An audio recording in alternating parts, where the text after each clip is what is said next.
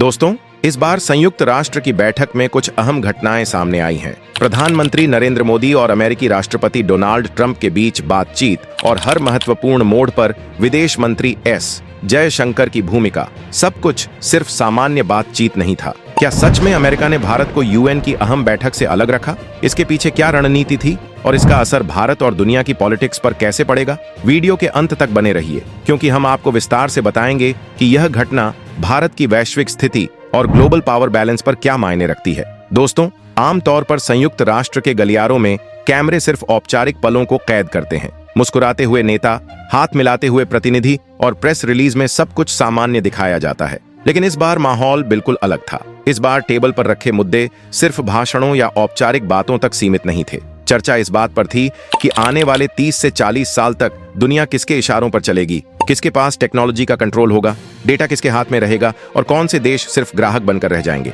यहीं से यह कहानी गंभीर मोड़ लेती है। अमेरिका की अगुवाई में एक बेहद खास बैठक आयोजित की गई। नाम भले ही टेक्नोलॉजी कूनऑपरेशन रखा गया हो, लेकिन हकीकत में यह एक पावर क्लब था। उस कमरे में जापान मौजूद था, ऑस्ट्रेलिया था, साउथ कोरिया था, यूनाइटेड किंगडम था, नीदरलैंड्स था, इजराइल था, सिंगापुर था और यूएई भी शामिल था। दुनिया के लगभग सभी बड़े टेक पावर हाउस उस बैठक का हिस्सा थे, लेकिन एक नाम साफ तौर पर गायब था, भारत। अब सवाल यह नहीं उठता कि भारत उस बैठक में क्यों नहीं गया। असली सवाल यह है कि भारत को उस बैठक के लिए बुलाया ही क्यों नहीं गया, क्योंकि यह कोई साधारण मीटिंग नहीं थी। यह करीब $16 ट्रिलियन के भविष्य का खेल था। इसमें artificial intelligence, semiconductor chips, data centres, battery technology, green energy और वो क्रिटिकल मिनरल्स शामिल थे जिनके बिना आज की दुनिया एक कदम भी आगे नहीं बढ़ सकती। जापान को इसलिए बुलाया गया क्योंकि उसके पास वो खास केमिकल्स हैं जिनके बिना एडवांस चिप्स का निर्माण संभव ही नहीं है। नीदरलैंड्स को इसलिए शामिल किया गया क्योंकि उसके पास वो मशीन है जिसके बिना दुनिया का कोई भी देश हाई एंड सेमीकंडक्टर नहीं बना सकता। साउथ कोरिया की मौजूदगी इसलिए थी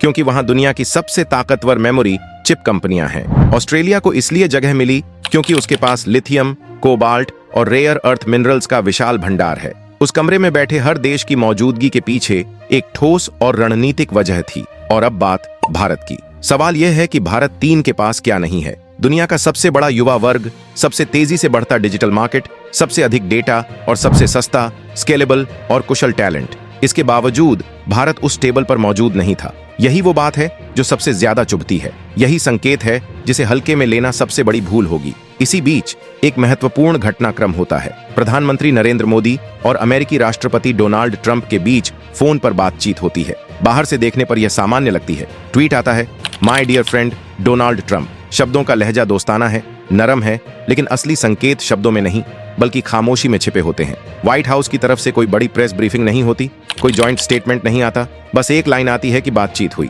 और ठीक उसी के बाद डोनाल्ड ट्रंप एक बयान जारी करते हैं कि उन्होंने भारत और पाकिस्तान के बीच युद्ध को रोका और लाखों लोगों की जान बचाई। ये कोई सामान्य बयान नहीं था। ये भारत के लिए एक सीधा संदेश था कि असली कंट्रोल किसके हाथ में है। इसी समय अमेरिका एक नया टेक्नोलॉजी ब्लॉक लॉन्च करता है। इसका नाम रखा गया यूएस टेक सिलिकॉन कोएलिशन, लेकिन जानकार इसे एक नए नाम से पुकारने लगे, पैक्स सिलिका। आपने पैक्स अमेरिका के द्वार के बारे में सुना होगा, जब दुनिया अमेरिका के नियमों के अनुसार चलती थी। पैक्स सिलिका का मतलब है सिलिकॉन चिप्स और एआई के जरिए दुनिया पर नियंत्रण। यह केवल टेक्नोलॉजी गठबंधन नहीं है, बल्कि सत्ता का नया मॉडल है। मकसद बिल्कुल स्पष्ट है। चीन ने पिछले 20 सालों में पूरी दुनिया की सप्लाई चेन पर पकड़ बना ली है, चिप्स से लेकर मिनरल्स तक। अमेरिका अब वह गलती दोबारा नहीं करना चाहता और एक ऐसा भरोसेमंद क्लब बनाना चाहता है जिसमें design, manufacturing, AI models, data centres और एनर्जी सब कुछ उसके नियंत्रण में रहे, ताकि भविष्य में कोई देश इन संसाधनों को हथियार के रूप में इस्तेमाल करके ब्लैकमेल न कर सके। लेकिन यहीं से कहानी में ट्विस्ट आता है। भारत, जो क्वाड का हिस्सा है और इंडो पैसिफिक का बड़ा खिलाड़ी माना जाता है तथा जिसे ग्लोबल साउथ का नेता कहा जाता है, वह इस टेक्नोलॉजी क्लब से बाहर है। अब सवाल यह उठता है, क्या यह सिर्फ इत्तेफाक है या अमेरिका जानबूझकर भारत को एक सीमा में रखना चाहता है? सच्चाई यह है कि अमेरिका भारत को दोस्त तो मानता है, लेकिन बराबरी का पार्टनर नहीं। अमेरिका चाहता है कि भारत उसके बनाए एआई मॉडल का इस्तेमाल करे, उसके चिप्स खरीदे, उसके सॉफ्टवेयर का उपयोग करे और अपना डाटा उपलब्ध कराए। लेकिन अगर भारत अगला चीन बन जाता है तो यह अमेरिका को मंजूर नहीं। इसीलिए जैसे ही बात टेक्नोलॉजी की आती है, अमेरिका पीछे हट जाता है। आज भी भारत के पास अपनी एडवांस चिप फैब नहीं है। हमारे पास वह मशीनें नहीं हैं जिनसे 5 नैनोमीटर या उससे एडवांस चिप बनाई जा सके। हमारे पास वह केमिकल सप्लाई चेन नहीं है जो जापान के पास है। हमने वर्षों तक आईटी सर्विस और सॉफ्टवेयर पर फोकस किया, लेकिन हार्डकोर रिसर्च में उतना निवेश नहीं किया। नतीजा यह हुआ कि आज भारत इस गेम में प्रोड्यूसर नहीं बल्कि कंज्यूमर बनकर खड़ा है। पैक्स सिलिका ग्रुप की अनुमानित वैल्यू आने वाले कुछ सालों में $15 ट्रिलियन से अधिक बताई जा रही है। यह आंकड़ा भारत की मौजूदा जीडीपी से कई गुना ज्यादा है। अगर भारत इस सिस्टम से बाहर रह जाता है तो भविष्य में ग्लोबल स्टैंडर्ड्स वही देश तय करेंगे जो इस टेबल पर मौजूद हैं। लेकिन कहानी यहीं खत्म नहीं होती। भारत पूरी तरह बेबस भी नहीं है। इतिहास गवाह है कि जब जब भारत को बाहर रखने की कोशिश हुई, उसने खुद अपना रास्ता बनाया। न्यूक्लियर टेक्नोलॉजी में भारत को रोका गया, प्रतिबंध लगाए गए, लेकिन भारत ने अपना प्रोग्राम खड़ा किया। यूपीआई को भी शुरुआत में गंभीरता से नहीं लिया गया था, लेकिन आज वही सिस्टम दुनिया के सबसे बड़े पेमेंट नेटवर्क्स को चुनौती दे रहा है। और यहीं से कहानी और गहरी हो जाती है। अब यह सिर्फ सवाल नहीं रह जाता कि भारत को किस क्लब में एंट्री मिलेगी या नहीं। सवाल यह बन जाता है कि भारत अपने लिए कौन सा रास्ता चुनेगा। अमेरिका का रास्ता आसान दिखता है, readymade technology, funding, market access और ग्लोबल सपोर्ट। लेकिन इसी आसान रास्ते के साथ एक कीमत भी जुड़ी है, अपनी शर्तों पर खेलने की आजादी खो देने की कीमत। दोस्तों, अमेरिका का मॉडल स्पष्ट है। वह चाहता है कि भारत एक भरोसेमंद सहयोगी बना रहे, लेकिन ऐसा सहयोगी जो कोर टेक्नोलॉजी में उससे आगे न बढ़े। ठीक वैसे ही जैसे कई यूरोपीय देश हैं। उनके पास बाजार है, उनके पास कंपनियां हैं, लेकिन अंतिम नियंत्रण अमेरिका के हाथ में रहता है। एआई मॉडल्स कहां ट्रेन होंगे, डाटा कहां स्टोर होगा, चिप्स किस लेवल तक मिलेंगी, यह सब अमेरिका तय करता है। यही वजह है कि जब भी भारत टेक्नोलॉजी ट्रांसफर की बात करता है, सामने शर्तों की लंबी लिस्ट आ जाती है। एक्सपोर्ट कंट्रोल, यूजर सर्टिफिकेशन और लाइसेंसिंग। सुनने में यह सभी तकनीकी शब्द लगते हैं, लेकिन असल में यही वे हथकंडे हैं जिनसे पावर अपने पास रखी जाती है। बाहर से दोस्ती, अंदर से नियंत्रण। अब जरा चीन की तरफ नजर डालिए। चीन ने यह खेल बहुत पहले समझ लिया था। उसने तय कर लिया था कि अगर केवल फैक्ट्री ऑफ द वर्ल्ड बने रहेंगे तो कभी सुपर पावर नहीं बन पाएगा। इसलिए उसने सेमीकंडक्टर, बैटरी, एआई और ग्रीन टेक्नोलॉजी में अरबों डॉलर का निवेश किया। कई प्रोजेक्ट फेल हुए, कई कंपनियां डूबी, लेकिन चीन रुका नहीं। नतीजा यह हुआ कि आज अमेरिका को चीन से सबसे ज्यादा डर हथियारों से नहीं, बल्कि उसकी टेक्नोलॉजी से लगता है। और यही डर अमेरिका भारत के मामले में भी महसूस करता है। फर्क बस इतना है कि भारत चीन नहीं है। भारत का सिस्टम अलग है, भारत का लोकतंत्र अलग है।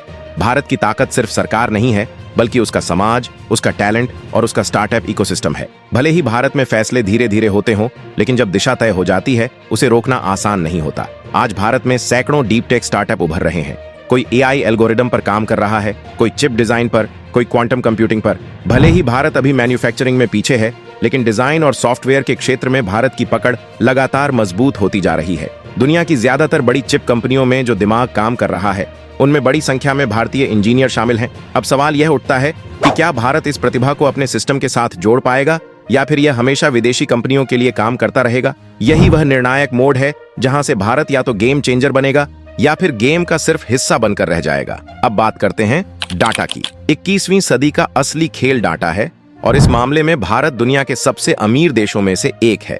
140 करोड़ की आबादी, डिजिटल पेमेंट्स, आधार, यूपीआई, मोबाइल यूजर्स। भारत के पास इतना विशाल डाटा है कि अगर इसे सही तरीके से इस्तेमाल किया जाए तो यह किसी भी देश की टेक्नोलॉजी को नई ऊंचाई तक पहुंचा सकता है। अमेरिका चाहता है कि यह डाटा उसके एआई मॉडल्स को ट्रेन करे। उसकी कंपनियां भारत के यूजर से सीखें, भारत के बिहेवियर को समझें और उसी के आधार पर अपने प्रोडक्ट्स को और मजबूत बनाएं। लेकिन अगर भारत डाटा संप्रभुता को सही तरीके से लागू करता है, अगर भारत यह तय करता है कि डाटा देश की संपत्ति है, तो यह पूरी गेम को पलट सकता है। यही वजह है कि ग्लोबल साउथ आज भारत की तरफ उम्मीद से देख रहा है। अफ्रीका, लैटिन अमेरिका और एशिया के कई देश अमेरिका और चीन दोनों से परेशान हैं। एक तरफ कर्ज का जाल है, दूसरी तरफ शर्तों की राजनीति। इन देशों को चाहिए एक ऐसा टेक्नोलॉजी पार्टनर जो बराबरी से बात करे, जो शर्तों के साथ नहीं बल्कि भरोसे के साथ आगे बढ़े। अगर भारत इस खाली जगह को भरता है तो वह सिर्फ टेक्नोलॉजी नहीं बेचेगा, बल्कि एक मॉडल पेश करेगा। एक ऐसा मॉडल